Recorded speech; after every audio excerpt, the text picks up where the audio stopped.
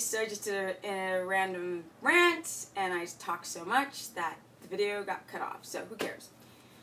You're going to see 50,000 more videos of me anyway. So let's get into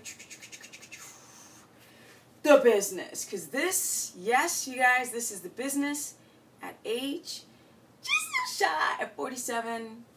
I feel freaking fantastic on ketones.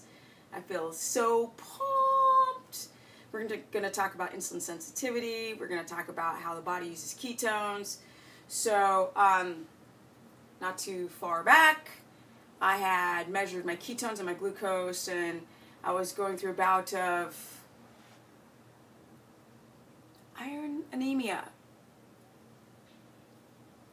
So my ketones were like, yeah, anemia makes you feel like crap, which then I couldn't sleep very well, and it was through my menstrual cycle, so, you know. I digress. Point is that even though my ketones were low and my glucose was higher, I was still freaking a fat-burning machine. Because the longer that you've been using ketones, the more efficient that your body can produce ketones and beta-hydroxybutyrate and get it through the Krebs cycle so you feel freaking fantastic. So the more I read, the more I learn that, you guys, that the more you are keto, highly keto adapted, the more you can freaking, your brain just gets it. Your body just gets it. The cells, even if your ketones are lower, you don't have to have a 3-point higher ketones to be a freaking fat-burning machine. Yeah? And that's what I learned about my own physical experiences, that if I'm going through iron anemia, a short bout of it, and I'm feeling like arsh, that I'm still having the funny thing is I wasn't sure if I had iron anemia because my energy was through the roof. It was through the roof. Still getting shredded. Still building muscle. But had those other annoying iron anemia symptoms like, you know, woo, little off, little heart palps. But the reality is that I'm learning about the more keto adapted you are, then when your body does take a hit, right? You get a cold, you get a flu, you get some infection, your body will still use the ketones. Even though you're starting to have a little bit of gluconeogenesis go on, spiking your blood glucose, you still know how to use ketones even if it's that freaking much.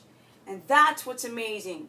And that's what shows me it doesn't matter if you're on low-level stress on the body or serious, major, massive disease or stress in the family. If you're highly keto adapted, you will remain keto adapted. If you pop out, you'll pop back in, and you'll be back on the road of recovery, and you will preserve your DNA. So that was really great about the little experiments with my own body to see what happens, that when my body's under stress, I'm still using ketones no matter how low they are. As long as I'm in ketosis, no matter how low they are or high they are, I'm still freaking keto adapted. So that's what I want to say, you guys. You don't always have to look for the high numbers on your glucometer, on your breathalyzer, to go, you know, oh, am I in ketosis on the highest level? It's great if you show those high numbers, but it doesn't even matter. If you show high ketone numbers on your glucometer and you show like a 4.5 and your glucose is 67, which are great, right? Because they have to be in opposition. To show like, hey, I'm in ketosis in the very beginning, you want to have high ketones, low glucose. That's what we want. Opposition. Up here, up here. High ketones, low glucose. That's a real strong indication that your brain and your body is actually using the ketones, right? But that you can have those numbers drop. You could do something and your 4 or 5.0 can drop down to 0.8. And you're like, and I'm like, well, your brain still doesn't get it yet. It's like wanting to get it. You might be more of a fat burner, like naturally, like your body's just inclined to go right over to the fat, but you're still bouncing around and your energy is still low. And that is because it takes time for your body to really want to use ketones and beta-hydroxybutyrate. So give it time, you guys. That's my video about getting into ketosis. How long does it take? It's totally dependent on the individual.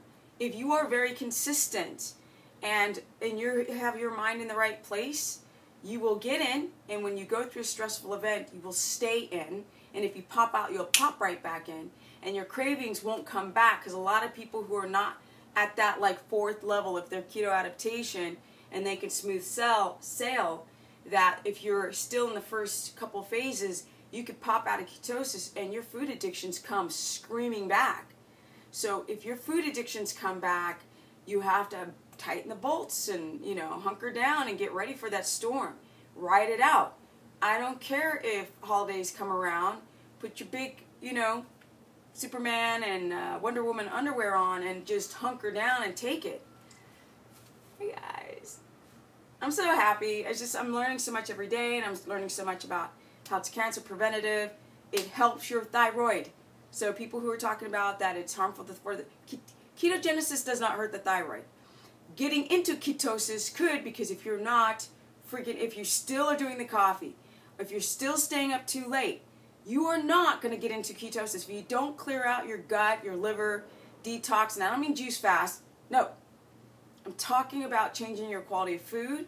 I'm talking about getting to bed, taking out coffee, these things. This is what you need. You need to eliminate. If you're constipated because of your thyroid or because of other reasons, you may not adapt that quickly. So we've got to fix those things first, and then you're going to adapt. So you guys, how long? Depends on your DNA and your personality. Actually, your personality first. And then when you're in, how long does it take to get to that highly keto adapted state? And can your glucose and ketone numbers jump around? Yeah, because that's what we are. We're in flux. We're always fluctuating. But basically now, like for me, who's been in ketosis for 5 years, no refeeding at all, not one time. Not once. Now I know that when my body goes through a more critical event, I'm still friggin' energized. And I'm still protecting the thyroid and my reproductive system, because I know what to do to keep my body, who's like this, back to balance. Okay guys, that's it. If you want to learn more on how to get into ketosis, it's like there's so many things. I want to hit like one subject at a time, but I can't start talking about everything, like about how much fat, how much protein, how many carbohydrates. I want to talk about more about Hashimoto's or polycystic ovarian disorder. I want to talk about hemochromatosis for guys who have too much iron, women who've got too little iron. I want to talk about like the constipation everybody's going through, but I can't. It just takes forever. It's got to keep being chopped up in series. So go to stephanieperson.com on my website if you want to learn more about being keto coached. A lot of you guys ask questions, and you just might as well break it down and actually have a conversation with me, because as you can see, I just have too much to talk about. Also, you can go to Stephanie the Business Person. That's my fan page, which I am on Facebook all the time, and I try to answer, I think I answer everybody's questions. And then we've got Instagram for the young crowd, which I love because I'm super young and dorky and like cranking it out. I love to use my body, and so I like to be inspired by that crowd as well, which is Stephanie Ketogenic on my Instagram. So if you want to learn more, come and talk to the dorky Steph. Peace out. Yeah! And check out the business. Business is pretty tight, right? No matter what I go through in life, because I go through stresses as well. Don't think that I don't. I'm not perfect. I feel pretty darn good. Peace. Bing, bing, ding, ding.